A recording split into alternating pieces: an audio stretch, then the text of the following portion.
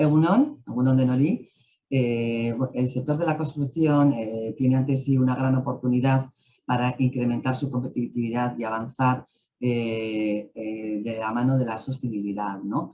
de la sostenibilidad y de la innovación, y entonces conocer todos los detalles sobre cuáles son los pilares en los que se tiene que apoyar, un poco la situación general del sector, es el objetivo de esta nueva webinar organizada por Grupo Noticias y con la que contamos con la participación de diferentes representantes de la cadena de valor del sector de la construcción, a los que ya directamente aprovecho para presentar y saludar.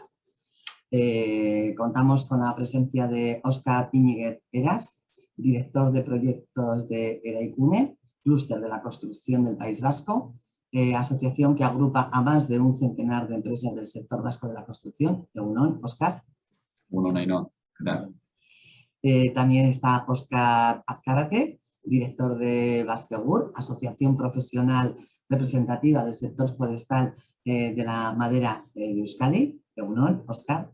Egunon, Óscar. Y por último, con Jesús Gámez, gerente del Grupo Gámez, primer fabricante mundial de vigas laminadas de maderas frondosas. Egunon, Jesús. Egunon. Egunon a todos. Pues, ¿perdón? Egunon a todos. Pues bueno, ya que mejor, ¿no? Habiendo hecho las presentaciones oportunas e indicando un poco cuál es el objetivo de esta nueva webinar organizada por Grupo Noticias, igual, si te parece, Jesús, Óscar Íñiguez, perdón, empezamos un poco contigo y nos describes brevemente cuál es la situación actual del sector de la construcción en Euskadi. Vale, ¿cuál es la situación actual? Bueno, supongo que no es nada nuevo, que con la crisis que estamos pasando, pues estamos en una situación de gran incertidumbre. Es verdad que es un sector que ha retomado la actividad bastante bien, pero evidentemente somos un sector, o la industria de la construcción es un sector muy demandante tanto de energía o intensivo en consumo de energía y en materias primas, por tanto, en ese marco, pues con gran incertidumbre para ejecutar los proyectos en marcha, sobre todo. Al final hay que desarrollar proyectos de duraciones largas, igual comparado pues, con otras industrias, ¿no? Mínimo un proyecto de construcción pues, puede estar entre 1 y 2 años de media, en los cuales se han cerrado unas condiciones de trabajo económicas o incluso de plazos que vienen muy afectadas por las crisis que todos conocemos, ¿no? Entonces, de cara a esas propiedades o a esos clientes que han cerrado esos proyectos en unos precios que luego es muy difícil mantener. De media los precios se han podido encarecer en torno a un 20%, y mantener esos contratos pues está costando mucho. En muchos casos son las propias constructoras las que, digamos, están amortiguando esos costes como propios. En otros sí que es posible renegociar temas como precios o plazos, pero está costando mucho. Y es una pena porque sí que es verdad que la respuesta a la crisis, la actividad estaba siendo buena, la demanda de proyectos es alta, porque al final todos estos planes de reconstrucción que vienen de Europa, que el gobierno a nivel nacional y las comunidades autónomas están activando, pues son muy intensivos en proyectos de construcción, ¿no? Porque son clave para esta transición digital, esta transición de los modelos económicos que todos conocemos o que todos sabemos que se está buscando. La construcción es un actor clave. Por tanto, la demanda de actividad es muy alta, pero por otro lado, pues hay mucha incertidumbre y mucho miedo, ¿no? De hecho, hay muchos proyectos parados a día de hoy por esa incertidumbre energética, por esa incertidumbre en precios y bueno, pues entonces un poco expectantes y viviendo el día a día, ¿no? Luego, pues otro matiz que creo que vamos a hablar luego, pues el tema de las personas, ¿no? Que es el otro gran reto que tiene el sector, que entiendo que luego hablaremos un poco más. De las personas. Las personas. Hay mucha demanda de empleo, ¿no? Mucha demanda de perfiles cualificados, igual que en otros sectores, pero es verdad que la construcción es muy intensivo en mano de obra y eso hace que se vea muy afectado. Sí, luego entraremos en ese tema. Jesús, quería continuar contigo. Sí. En la introducción he comentado que la construcción sostenible es una oportunidad, ¿no? Entonces, para un poco ampliar la competitividad del sector. ¿Cuáles son los principales ejes en los que se debe apoyar que se apoya la construcción sostenible? Bueno, yo lo importante, lo principal vaya en lo que se apoya, veo, o sea, que es un poquito pues el material, vamos a decir, sostenible por excelencia. Se ha arraigado desde luego muchísimo ya lo que es todo todos los gobiernos en Europa, bueno, en general en el mundo, en cara un poco a apostar por la construcción en madera. Sobre todo, bueno, lo que se viene diciendo y hay pues en muchísimos artículos y en lo que se divulga, pues que al final, bueno, pues hay menos gasto energético en la elaboración de productos, de madera con respecto a otros materiales, es natural, no tóxico, biodegradable, reciclable, excelente aislante. Entonces, bueno, ahí hay una serie de ventajas que tiene la madera respecto a otros materiales y considero que es por ello por lo que se está apostando. Al final, luego también es un material que almacena CO2, con lo cual, ya partiendo de ahí, pues es una ventaja intrínseca de la madera respecto a otros muchos materiales como el PVC, el aluminio, etc, etc. Además, luego un tema curioso también, que creo que también bueno, va en favor de la madera, es que muchas veces el resto de sectores, tales como PVC y aluminio, muchas veces no se han estado argumentando sus propiedades, vamos a decir, poniendo en una situación, en mal lugar a la madera, cosa que menos mal que este tema se va también bueno, pues peleando por ello y dejando, bueno, haciendo que muchas publicaciones pues realmente pues quiten esos mensajes falsos que han estado divulgando en muchos casos y que dan también cara al público en general, han dado una imagen de la madera que no es la que se debía dar. Óscar, en principio estás de acuerdo, me imagino, ¿no? Con lo que está comentando Jesús, el peso de la madera, ¿no? ¿Qué se entiende por materiales respetuosos con el medio ambiente? Él lo ha centrado mucho en la madera, pero tú amplíanos un poquito más. Bueno, lógicamente sí, no, totalmente de acuerdo con lo que decía Jesús, pero yo incluso me gustaría añadir alguna parte importante ligada a la construcción, especialmente. Es verdad que gracias a certificaciones objetivas se ha demostrado que la madera es mucho más sostenible que otros materiales. Cuando digo certificaciones objetivas basadas en análisis de ciclo de vida, huella de carbono, tenemos hoy en día la posibilidad de comparar dos productos iguales, dos ventanas hechas en dos materiales diferentes con estas certificaciones, cuál es más sostenible. ¿Y por qué creo que esto es importante? Porque, bueno, el término sostenibilidad es muy manido, está súper utilizado y muchas veces pues todo es sostenible, ¿no? Y es una forma de poder regular qué es sostenible y qué no es sostenible. Pero además de lo que decía Jesús, que eso es una cosa, pues yo creo que ya muy evidente y que en el sector de la construcción y en la arquitectura cada vez lo tiene más claro. Hay una apuesta por materiales sostenibles, no solo la madera, pero es verdad que, por ejemplo, en Euskadi, materia prima en abundancia, la única que tenemos es madera para poder hacer la mayoría de estos productos. Existen otros también, insisto, en aislamientos naturales y todo eso. Pero yo creo que además lo que la madera aporta más allá de la sostenibilidad, que entiendo que es un primer punto muy, muy importante, igual el más importante, es también la capacidad que tiene la materia prima o el producto, sistema constructivo de madera, para adaptarse a lo que es preindustrialización, construcción avanzada. Yo creo que este es un punto muy importante porque el futuro de la construcción no va a ser solo trabajar en base a productos sostenibles, sino también cambiar un poco el chip y algo comentaba Óscar, ¿no? De esos cambios de lo que es el modelo. Venimos de construir, y me puedo permitir decirlo porque llevamos ya muchos años en este mundo, 25 o 30 años construyendo. En la construcción convencional se ha construido bastante mal. Hay que cambiar el modelo actual, hay que reducir los costes, hay que reducir los tiempos. Hay que reducir la posibilidad de esos riesgos de accidentes. Y todo esto, la forma es, bueno, hay una parte también de digitalización de los procesos, pero es el ir a tipos de construcción preindustrializada, obra seca, y a día de hoy la madera nos da esa posibilidad. Es un material que se adapta perfectamente a estos sistemas constructivos. Es obra seca, como decía, y además yo creo que bueno, pues la madera ha tenido una evolución en los 20-25 últimos años muy potente a nivel de sistemas encolados, prefabricados, Y entendemos que cuando hablamos de sistemas constructivos modernos y novedosos en madera, no solo nos estamos refiriendo a esa sostenibilidad, sino a esa forma diferente de construir. Y para acabar en esta primera intervención, en la construcción hay 3 datos que siempre se dicen, ¿no? Es el causante del 40% de los residuos a nivel mundial, 33% de los gases de efecto invernadero vienen de la construcción, hay una utilización del agua brutal. Es decir, el modelo, a este modelo me refería que el convencional ya está, hay que cambiarlo.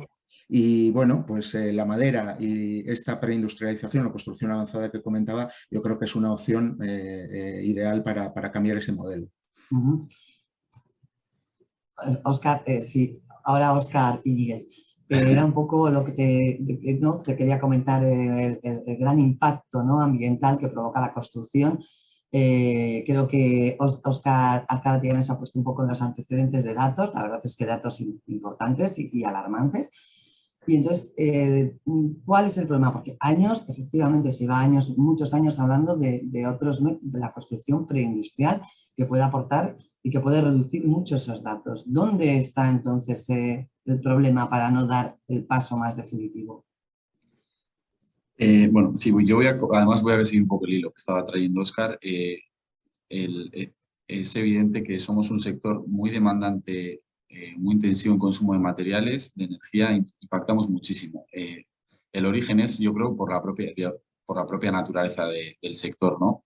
La actividad históricamente del sector de la construcción nos hace que la demanda de materiales o el consumo que hacemos de materiales pues está en torno al 50% sobre el total. Voy a terminar algunos datos que había iniciado Óscar, que creo que es importante marcar.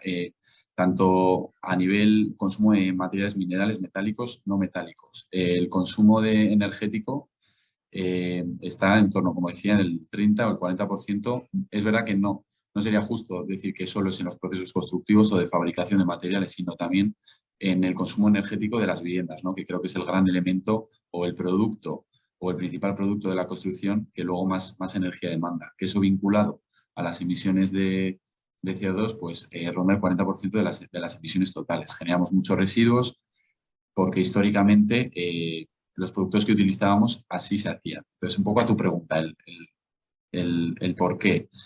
Yo creo que históricamente nos hemos centrado o el sector, la actividad se ha centrado en controlar muy bien los costes y los plazos. Son proyectos de mucha dimensión, son proyectos ejecutados también en la naturaleza, lo cual hace muy difícil, eso en comparación con la industria, ¿no? Muy difícil planificar, muy difícil acotar a nivel económico y a nivel plazo de ejecución, y yo creo que eso ha hecho que el sector o que la obsesión del sector haya ido centrada ahí, a intentar atar esas variables. Evidentemente, ahora nos enfrentamos a un paradigma completamente diferente porque es obligatorio esa transición que hablaba Óscar. Son 2 transiciones que están muy vinculadas. La transición digital del sector, somos el segundo sector con menores productividades de todas las actividades económicas, y eso no quiere decir que los profesionales del sector sean más vagos ni trabajen peor, no, simplemente es que necesitamos más recursos para producir las unidades que hacemos. Entonces, igual que en su momento llegó la revolución industrial, ahora tiene que llegar, en cierto modo, sin hacer comparaciones, ¿no?, pero sí que tiene que llegar nuestra revolución, la revolución del sector construcción. Y por otro lado, evidentemente, en la realidad que hoy vivimos, que viene muy marcada por los impactos ambientales de nuestra actividad, pues tenemos que hacer una profunda reflexión y evolucionar nuestros modelos productivos a ser más sostenibles. Hay que verlo también desde el punto de vista bueno, porque el hecho de impactar tanto es una oportunidad también para el sector, para transformar nuestras economías. Como decía también al principio, somos un poco un sector terreno de juego de otros, ¿no? Porque todas las transformaciones, los proyectos, los grandes PERTEs, por ejemplo, que se están moviendo a nivel europeo, necesitan de una transformación de otros sectores económicos mediante nuevas infraestructuras. Entonces ahí tenemos mucho que decir y podemos aportar, ¿no? Entonces yo creo que hay que verlo como una oportunidad y hacer una profunda reflexión. Ya empieza a haber herramientas muy potentes. Si hablamos, por ejemplo, de temas medioambientales, ya se ha comentado aquí, ¿no? El análisis de ciclo de vida es una herramienta tremenda que creo que luego vamos a profundizar un poco, sobre todo porque nos va a permitir analizar, conocer, poner números a los productos, a los procesos que utilizamos y poder comparar. Y a partir de ahí decidir y apostar voluntariamente pues, por esas soluciones más respetuosas con el medio ambiente y a la vez que pueden ser incluso más económicas, ¿no? Teniendo un poco todos esos datos integrales en la mesa. Jesús, me imagino que estarás de acuerdo, ¿no?, con lo que ha dicho Óscar, pero hay muchos implicados, ¿no? O sea, depende de mucha gente que se pueda llegar, lógicamente, a este objetivo que se plantea el sector en general. Hombre, en cuanto a los actores y dentro de este proceso, lo ideal es que esté todo el mundo integrado, desde, pues yo iba a comentar, desde gobiernos, instituciones políticas, promotores, arquitectos, industria. En eso tenemos que estar todos de acuerdo e ir un poco, pues bueno, de la mano. Luego, no sé, hablando de esto, pues sí que en un momento dado creo que a nivel público las instituciones, pues bueno, tienen que tomar quizás más partido. Hay en países europeos ya, pues yo que sé, hemos hablado alguna vez yo con Óscar Azcárate, Alemania, Francia están tomando ya iniciativas muy concretas en lo que es edificación pública, de más, pues bueno, de que un porcentaje de materiales que se introduzcan en una obra pues sean de madera, vienen elementos de fachada, suelo, no sé, revestimientos. Entonces, bueno, en Alemania también, en Múnich. Entonces, aquí sí que se echa un poquito más en falta porque, no sé, o por lo menos yo, personalmente, hablamos siempre de ciudad sostenible, Vitoria, la ciudad verde, pero es que luego, a ver, echas en falta porque ciudad verde sí, hablamos de parques y autobús eléctrico y tal, sí, pero luego volvemos al tema constructivo y muchas veces, pues, a ver, no lo vemos. O sea, no lo vemos en el sentido de que vemos edificios que realmente, pues, de madera, materiales de madera llevan muy poco. Entonces, en ese sentido sí que es un poco una reivindicación a que a veces, dentro de que realmente yo entiendo también que los materiales tienen que convivir entre ellos, que es normal, pero que quizás hay algo que hacer todavía en ese sentido respecto a la promoción de madera por parte institucional. Y luego ya, pues bueno, de camino sí que veo, por ejemplo, aquí en España se está dando un paso importante en lo que son estudios de arquitectura, que cada vez sí que se nota, cada vez van un poquito en pro de la madera, y luego en pro también del verdadero conocimiento, ¿no?, de las propiedades y del buen hacer con la madera, porque también ha habido, yo entiendo, e incluso también otro aspecto, otro ámbito que iba a decir es el de las propias universidades. Ya se están, bueno, pues cada vez con los másters en madera, de las universidades de arquitectura creo que debería cobrar también más protagonismo el tema de la madera como material, igual que puede haber sido el acero, el aluminio, me da igual, el hormigón, da igual. O sea, tiene que ser un material más y que realmente haya un conocimiento más profundo del que ha habido a nivel social. Por eso le quería comentar ahora a Óscar, hay muchos agentes, ¿no?, que es a nivel gubernamental, pero claro, ¿qué papel ocupan aquí los constructores, promotores, arquitectos? Porque también son un poco los impulsores de que se utilice la madera, ¿no?, como, bueno, la madera u otros materiales sostenibles.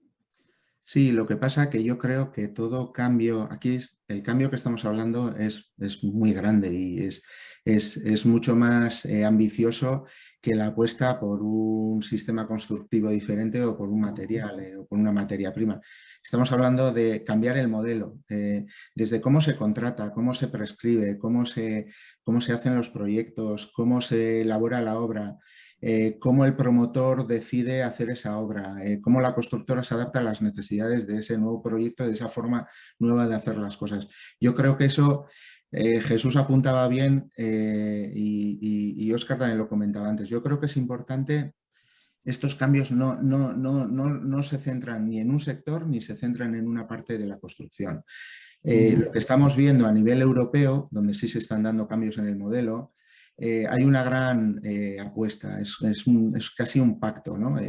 Y yo creo que eso lo que está haciendo es que de alguna forma ya se vean cambios a lo largo de toda la cadena. Jesús apuntaba al tema de la formación. Por ejemplo, es verdad que se han puesto en marcha esos másters específicos de construcción, cálculo y diseño en madera, concretamente en la UPV de Guipúzcoa, en arquitectura, pero la mayoría de esas iniciativas vienen por parte del propio sector, impulsadas por el propio sector y apuesta el Departamento de Agricultura. No es una apuesta que el sector de la construcción en general o ese gran pacto, como digo, en proyectos público-privados quieren cambiar y toman medidas para la madera y diría ya no solo la madera, sino estos sistemas preindustrializados, nuevos, modernos, son los grandes ausentes en las carreras de arquitectura. La madera no se ve casi en la universidad. Es muy triste ver cómo acaba un arquitecto su carrera y no tiene prácticamente ni idea de todo esto. Entonces, yo creo que ahí tenemos que hacer un cambio mucho más radical, ¿no? Y las apuestas pues, de Francia, Alemania, Austria, Finlandia van por otro lado, ya apuestan por unos porcentajes mínimos en construcción pública, con unos sistemas constructivos muy concretos. Es decir, eso obliga a que toda la cadena de lo que es donde trabajan desde prescriptores a promotores, constructores y luego finalmente industriales, cambien el chip, se vean obligados también a poder trabajar. No hemos hablado, pero seguramente también luego volverá a salir todo el tema de la compra pública verde. Es decir, a día de hoy nos está costando mucho ver ejemplos donde, a no ser que sea una apuesta por parte de una promotora de que lo quiera hacer con esos condicionantes o esas características de construcción, no hay un sistema de compra pública que más o menos te lleve a que la construcción finalmente sea de esas características. Y todo eso es muy importante. Entonces yo creo que hay una parte de formación, hay una parte de decisión política casi de país, de decir, vamos a ir por este camino. Lógicamente, ¿esto es qué es? ¿Cambiar todas las obras que vamos a hacer en los siguientes 10 años a esto otro? Eso es imposible. Pero por lo menos apostemos por un porcentaje mínimo, que es lo que están haciendo otros países. Y eso nos llevará a adaptar normativas, a adaptar un tema, por ejemplo, como decía, el de la compra pública verde, a que los promotores vean un nicho de mercado interesante para ellos, a que no solo la construcción sea cuánto el metro cuadrado, que también me gustaría hablar luego de eso, porque realmente estamos teniendo en cuenta solo un costo, que es a cuánto el metro cúbico o metro cuadrado de edificado, sino a lo que estamos hablando es de tenemos en cuenta otros valores si hacemos este tipo de sistemas constructivos, porque entonces igual no es más caro y es hasta más barato, ¿no? Un poco por ahí. Vale. Pues mira, vamos para entrar un poquito también en esos temas que estabas comentando. Antes a Óscar Iñiguez ha comentado el tema del análisis del ciclo de vida, ¿no? ¿Qué aporta? ¿Qué facilita? Tú has dicho que es una herramienta ahora, ¿no? En la que apoyarse. Yo creo que, bueno, en la materia en la que estamos hablando, que es sostenibilidad, aplica a todos los sectores y al nuestro, como estamos viendo, que impacta tanto en el medio ambiente, pues es una herramienta clave que va a ir cogiendo sin ninguna duda mucha fuerza. ¿Y qué nos aporta? Sobre todo medición, ¿no? Nos aporta un sistema estandarizado o regulado que incluso ya está cubierto por una ISO o por una ISO, ya nos da hasta la forma en la que calculamos, ¿no? ¿Y qué mide? Pues los impactos ambientales que tiene un producto, un proceso o, en este caso, incluso un proyecto constructivo. ¿Para qué? Pues sobre todo para poder tomar decisiones y poder decidir o tomar estrategias en cuanto a temas ambientales. Lo que hace el análisis del ciclo de vida mide una serie de impactos, está marcado en 7. El que todos conocemos o el más famoso quizá también es el más relevante, es el del calentamiento global, ¿no? Que tiene un indicador claro que es kilos de CO2 emitidos a la hora de elaborar un producto, un servicio o un proyecto. Y lo más interesante quizá de todo esto, que es lo que marca el nombre, que lo hace en todas las etapas del ciclo de vida. Es decir, tenemos en cuenta la fase de fabricación o de producción de ese elemento, de ese producto, la instalación en obra en este caso, el transporte. No es lo mismo utilizar una madera local o una madera pues, producida a kilómetros. Tenemos en cuenta también cómo instalamos ese elemento, ese sistema constructivo. Y otro tema súper importante que es cómo luego lo vas a desmantelar. Entonces analiza lo que ahora se llama de cuna a cuna, ¿no? Que es toda la vida útil de ese producto, de ese proyecto. Y sobre todo, que antes lo comentaba Óscar, lo puedes comparar. Puedes comparar materiales desarrollados o productos desarrollados con el mismo material o materiales diferentes. ¿Por qué? Porque ya está muy analizado, o sea, hay una serie de bases de datos donde analizas todas estas variables y te da un número que podemos comparar. Yo creo que ahí está la clave de esto. Me imagino, Jesús, que estás también de acuerdo que la coyuntura actual está condicionando mucho, ¿no? Porque me imagino, bueno, se hablaba hasta incluso de los fondos europeos, pues que tienen que tener en cuenta eso, ¿no? Cómo han subido todos los costes energéticos y demás, ¿no? Vosotros también lo habréis padecido, ¿no? En Grupo GAMIZ. ¿Te refieres a los fondos? No, me refiero a la coyuntura actual de aumento de costes de combustibles y que, bueno, vosotros sí. igual a ese mismo nivel también lo habéis padecido. No, sí, de la misma manera. O sea, lo que ha sido ahora todo el aumento de costos en cuanto a diferentes subidas y siguen habiendo las subidas de materia prima. Bueno, luego todo el resto, vaya, de lo que puedas utilizar en fabricación, las colas, transporte, o sea, eso nos ha afectado por igual manera. Y aparte de eso, quiere decir que lo que sí te quiere decir, el consumidor tiene que verlo, o sea, el consumidor, no el cliente, el promotor y demás, que la utilización de madera representa también un ahorro, ¿no? Para la persona que compra la vivienda o la persona que compra el edificio. Hombre, yo la madera, lo que ha dicho antes Óscar Azcárate, que creo que, bueno, que hay ciertas, que no solamente hay que mirar el costo del metro cuadrado útil y bueno, y estar un poco en el hábito, en la costumbre de, bueno, siempre, como no sé, es un poco la forma de pensar de siempre lo hemos hecho así y nosotros continuamos así. Entonces, ese es un poco mentalmente lo que tiene que cambiar y luego cara yo creo al consumidor final.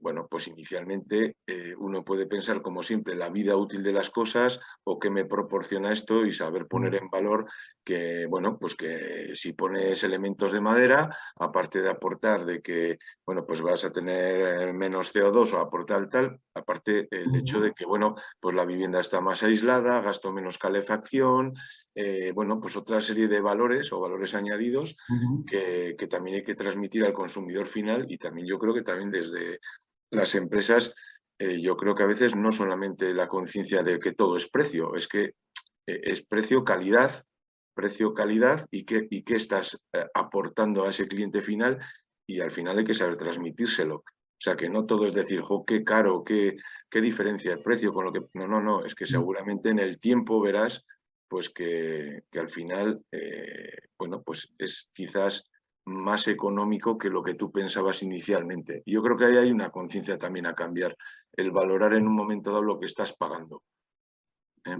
No sé si te ha respondido, pero bueno. Sí, perfectamente. Y sobre el tema que ha comentado Óscar Azcárate antes también del tema de la compra pública verde, ¿qué opinas tú? Bueno, yo lo he comentado. Sí. No, Óscar. Óscar, vale. Sí, digo que estás de acuerdo en ese argumento. ¿Me preguntas a mí? Óscar Azcárate, Óscar, entiendo que es Azcárate, Perdona, ¿no? Jesús, te preguntaba a ti que si estás también de acuerdo con eso que ha puntualizado Óscar Azcárate. No, estoy totalmente de acuerdo, 100%. Creo que es un tema que hay que apoyar y que de hecho tienen el ejemplo y el espejo en algunos países ya europeos que lo están haciendo, con lo cual creo que es un buen ejemplo y una vía a seguir en ese caso. Perdón, Óscar, ¿me querías comentar algo? Azcárate, no. Vale.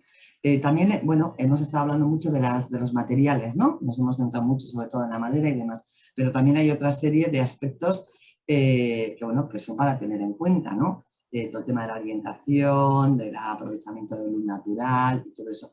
¿Eso también os parece que es importante a la hora de pues otra herramienta, ¿no? Un poco para Óscar Iñiguez.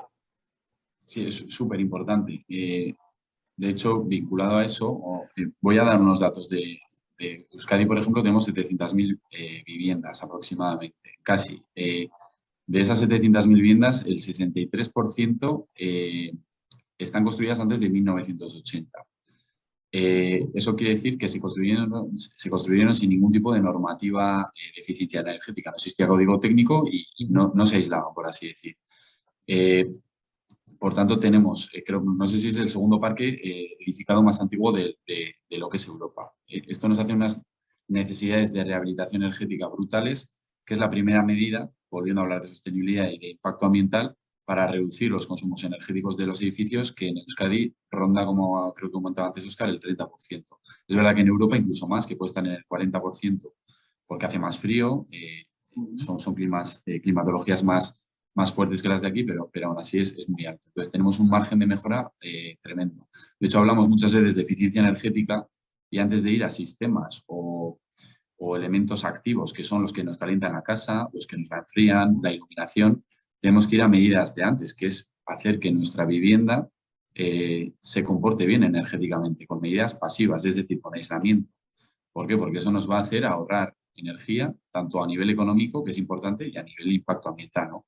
De hecho, ya existen estándares de construcción, es muy conocido el Passive House, los llamados NZEBs, ¿no? Que son los Nearly Zero Energy Buildings, que son edificios de consumo energético casi nulo. Es decir, casi no necesitas energía para calentar la vivienda. Y eso se puede conseguir, se puede lograr. Hace falta unos estándares de construcción bastante elevados, la utilización que ya se ha comentado previamente de materiales pues que se comporten bien energéticamente, igual incluso de ejecución a priori más cara, que eso es importante decir. A veces lo verde parece más caro, pero de hecho, de nuevo poniendo en valor el análisis del ciclo de vida, ¿no? Hay unos impactos posteriores o hay una visión un poco más a medio largo plazo, que a lo mejor sí que te da unos números y lo que parecía no es, ¿no? O sea, lo barato sale caro, que se suele decir, porque es muy importante hacer una buena previsión de tu coste energético en una vivienda, ¿no? Cuánto te puedes ahorrar si tienes un buen aislamiento, si tienes un sistema de calefacción eficiente, ¿no? Entonces,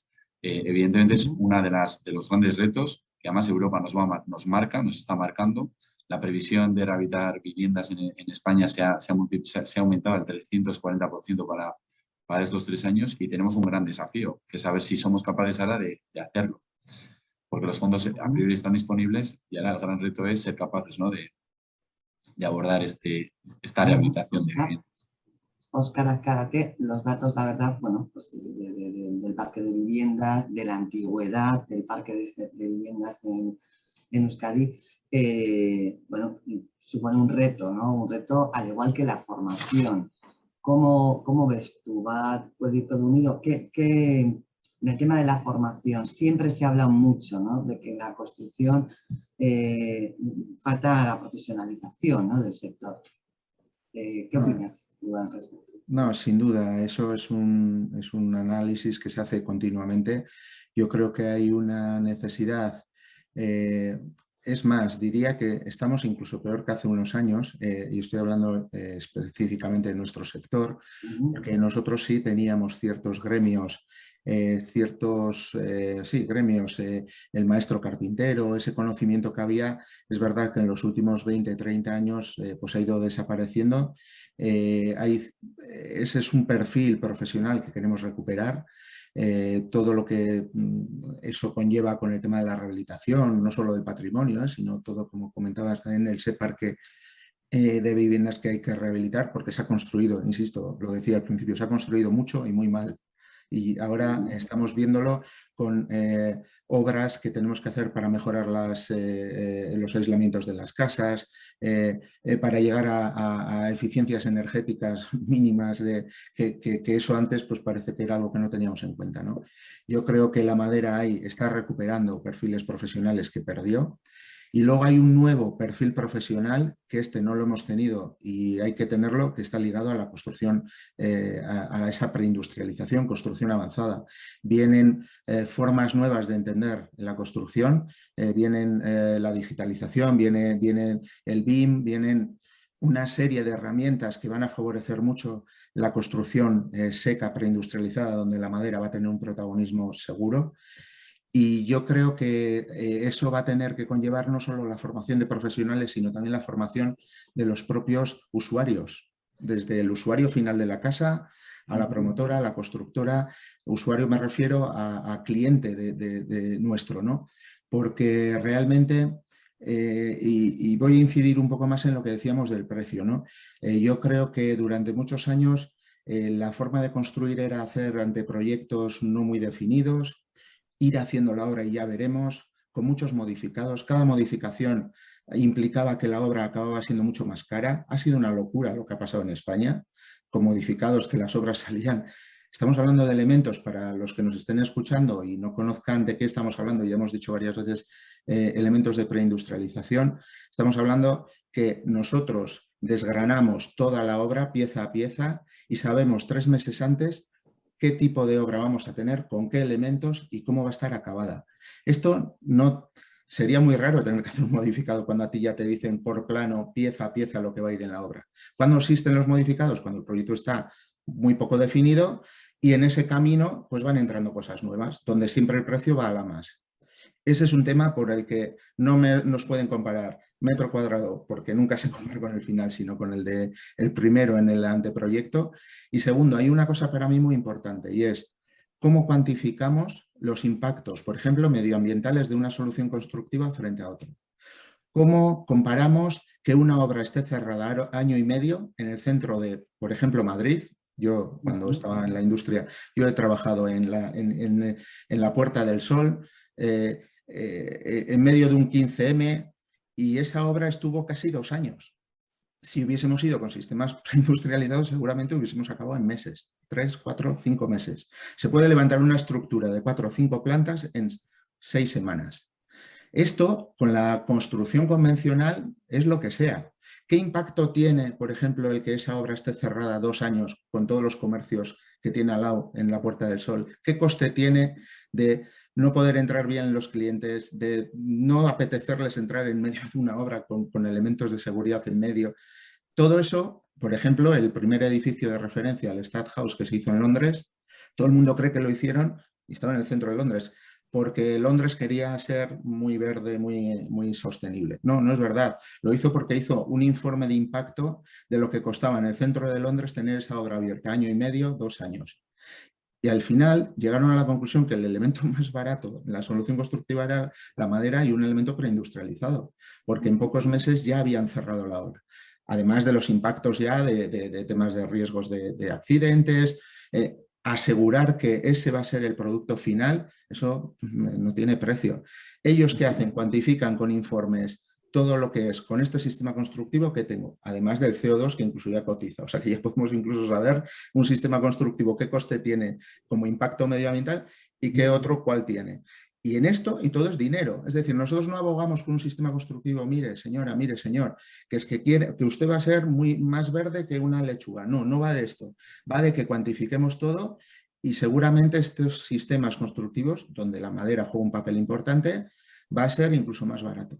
La injusticia es cuando te preguntan ¿a cuánto el metro cuadrado? Hombre, pues el metro cuadrado de este sistema constructivo tiene un precio que seguramente será un poco más caro que este otro convencional. Pero hay que ver el contexto total y llevarlo a números no solo medioambientales, sino también económicos. Jesús, ¿esa tendencia hacia la construcción industrializada está siendo real o todavía reacia a contratar ese tipo de... ¿Y estás de acuerdo con lo que está comentando Óscar sobre sus ventajas? Con Óscar casi siempre estoy de acuerdo. Entonces, a ver, nosotros no estamos en el tema de construcción industrializada, estamos en el paso previo, pero a ver, yo de lo que conozco dentro del sector, es una tendencia que va a más, a mucho más. O sea, hay ya industrias a nivel europeo que han apostado y muy fuerte por esta construcción industrializada y es ya algo que no va a parar. El tema, lo único, bueno, no sé, la única, entre comillas, pega que puedo poner, como decía antes Óscar, que todo sea algo razonable o en la medida o algo más medido, que no pensemos ahora que todo va a ser construido en madera. O sea, es que eso es, como decía, eso es imposible. Es un tema que la madera, bueno, pues como decíamos, pues que no sea lo que era antes, que era algo insignificativo, sino que tome un protagonismo en base a todo lo que aquí se ha dicho. Y que se construya en madera, lo de la compra pública verde, que haya esa mentalidad de cambio a hacer las cosas, pues creo, de otra manera y mejor. Entonces, en ese sentido, pues las empresas ya con temas ya industrializados de construcción en madera es una tendencia que lógicamente ya está desarrollada y va a ir a más.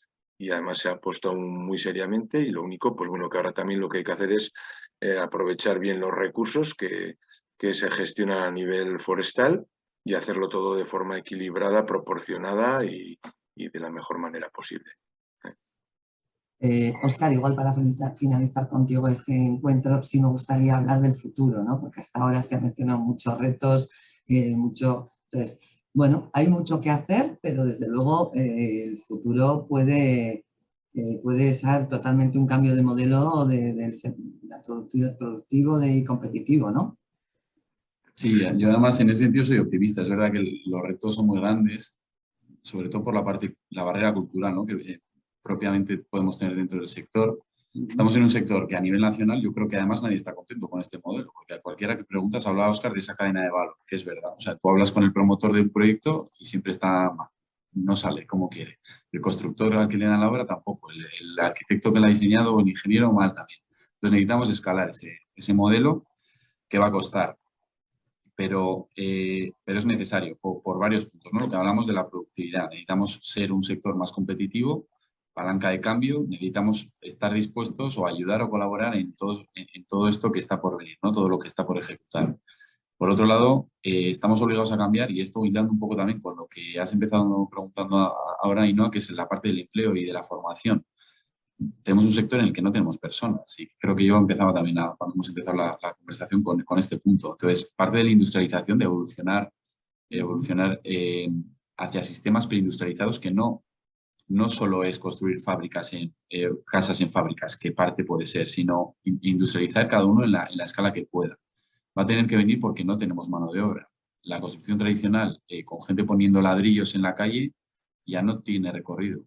Es que las empresas no tienen gente para hacer eso. Entonces, o buscamos vías alternativas de construcciones en seco, como decía Óscar, de premontar todo lo que podamos en talleres, en fábricas, en entornos mucho más cómodos también, porque tenemos que ser, y esto es quizá el gran desafío que tenemos como sector, que es atraer a la gente, que la gente, antes de ir a una industria de automóvil, esté dispuesta a irse a una fábrica de madera, a una fábrica de preinstalaciones, a entornos pues, más cómodos de trabajo, que también tengan ciclos de trabajo estables, es decir, que no trabajemos en punta. Cuando en puntas de trabajo quiere decir que nos vengan 20 proyectos de repente, tenemos que contratar a mucha gente y de repente no tenemos trabajo y se van a la calle, ¿no? O sea, que les podamos dar una estabilidad, entornos de trabajo seguros, facilidades en el trabajo, y ese es el gran reto que tenemos, y para eso la respuesta es la industrialización, evidentemente. Aparte de todos los beneficios medioambientales que hemos comentado, económicos y demás. Pues Yo, nada, Ainhoa, sí me gustaría... ¿Perdón, Óscar? Sí, Ainhoa, sí me gustaría añadir que este punto que dice, porque igual nos hemos centrado mucho en la parte de sostenibilidad, Sí. y este apartado es muy importante y es el que yo creo que también como sector para nosotros es un desafío. El tema de la formación, y sobre todo para que, además de poner los medios para que esa formación sea la adecuada, ser atractivos como sector, porque históricamente, por lo menos en los últimos años, no lo hemos sido. Siempre otros sectores de la automoción y de otros sectores han sido como mucho más atractivos, ¿no? Y aquí estoy hablando ya como el de la construcción en general, ¿eh? Yo creo que también ahí hay una reflexión interna de saber qué tenemos que hacer y de reflexionar sobre, ¿no?, ese análisis de qué nos va a hacer atractivos. Y yo creo que hoy en día, con esto de la preindustrialización, son sistemas mucho más modernos, que también pueden hacer que seamos más atractivos de cara a los nuevos profesionales o perfiles ya, porque vamos a tener que implementar perfiles muchísimo más pro y tecnológicos que lo que veníamos haciendo. Y eso también puede servir para ser más atractivos. Bueno, pues es que ricasco a los tres por haber estado hoy presente con nosotros y nada, Bien, no, es que ricasco. Gracias, Ainhoa. Es que ricasco.